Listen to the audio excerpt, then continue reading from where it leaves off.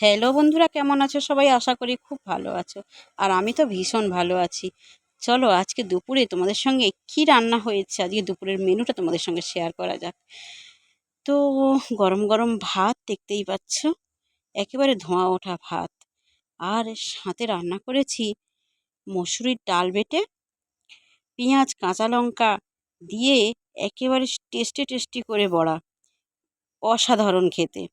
আর এটা দেখতে পাচ্ছ, এ হলো তেলে বেগুনে রান্না করেছি, তেল ঝাল বেগুনের। অপূর্ব স্বাদ। আর সঙ্গে দেখো,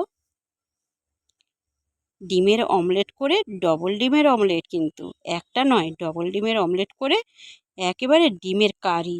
শুকনো শুকনো মতো হয়ে গেছে, কিন্তু ডিমের কারি অসাধারণ। আর মাছের ডিমের বড়া করে আলু দিয়ে একেবারে লাল লাল ঝাল ঝাল করে ঝোল রান্না। তো কেমন হয়েছে বন্ধুরা মেনুটা? অবশ্যই কমেন্টে জানিও। পাশে